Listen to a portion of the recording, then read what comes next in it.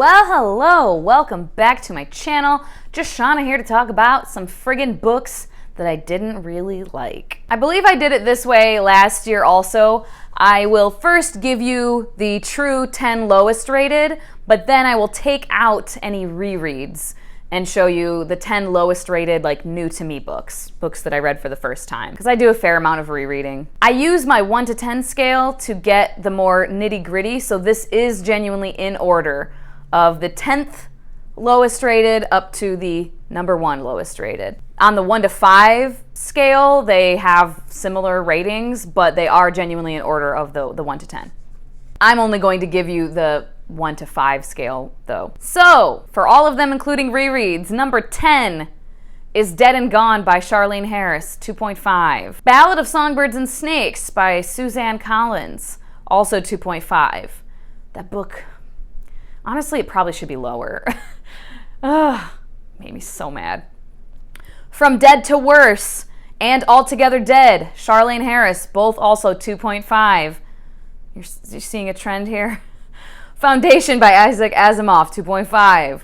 Anger is a Gift by Mark Oshiro, 2.5. And then, the top 4 are all Sookie books. Dead in the Family and Dead Ever After at 2 stars, and Dead Reckoning and Deadlocked coming in at 1 star each. Oh God, Sookie, you did me dirty. So now, taking out any rereads, books that I read for the first time this year, 10 lowest rated. Now, taking out the rereads does bump, some of these are 3 stars. So some of these were not books that I hated.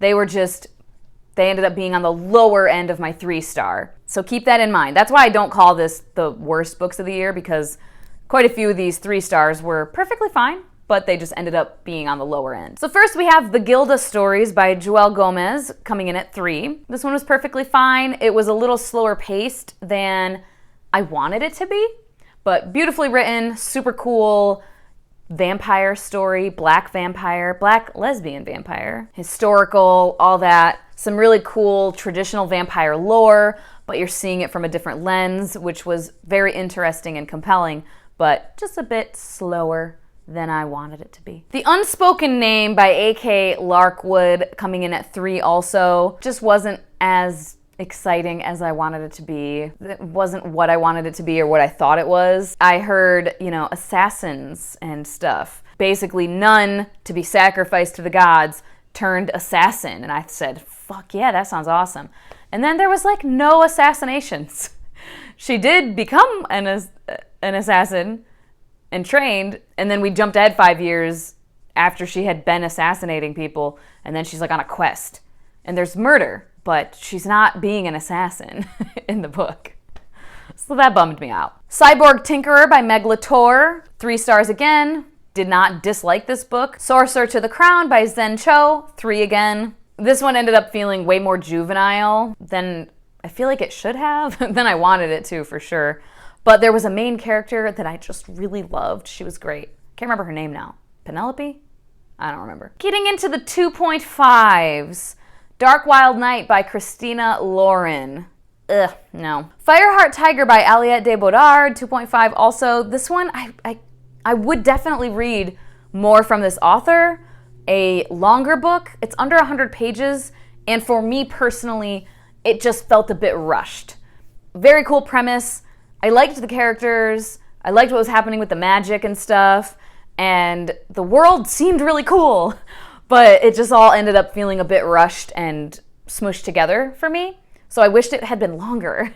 Ballad of Songbirds and Snakes, Suzanne Collins. Foundation by Isaac Asimov, 2.5.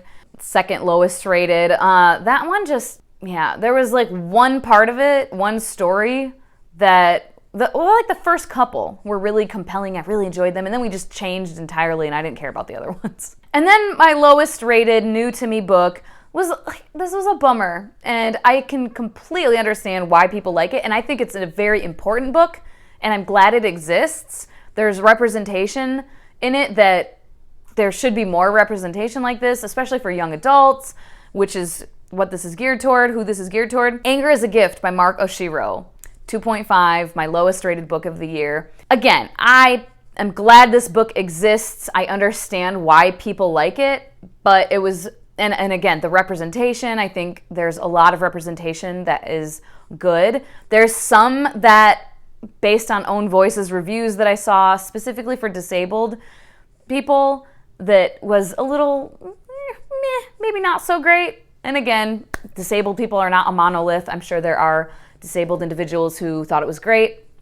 And it wasn't bad. I didn't see anyone saying that they thought it was absolutely terrible rep, but just maybe not as great as it should have been or could have been.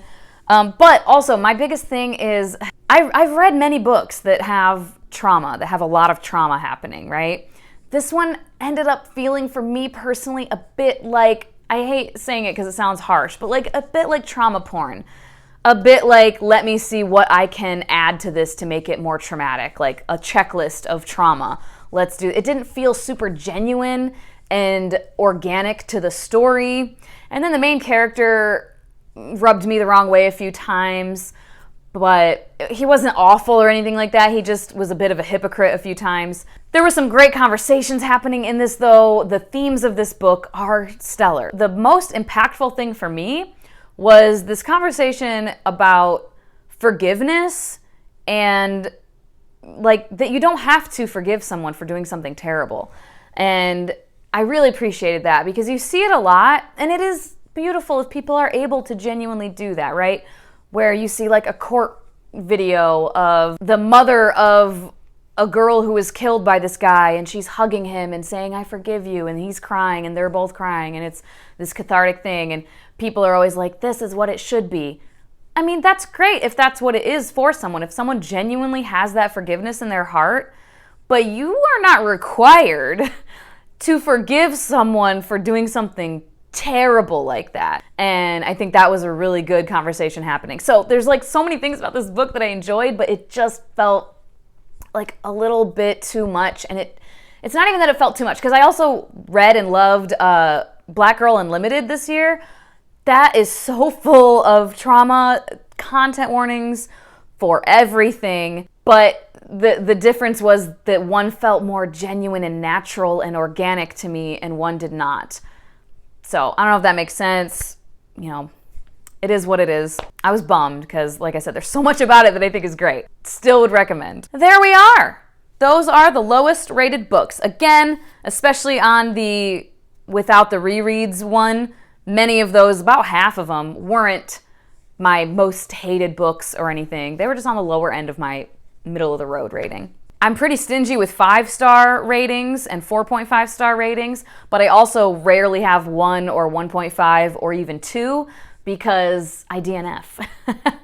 If I'm feeling that it's going to be a 1-star read, I will almost always just stop reading. I'm just going to DNF it. As always, thank you so much for your time. Hope you guys have a wonderful day, and I will talk to you later. Bye-bye.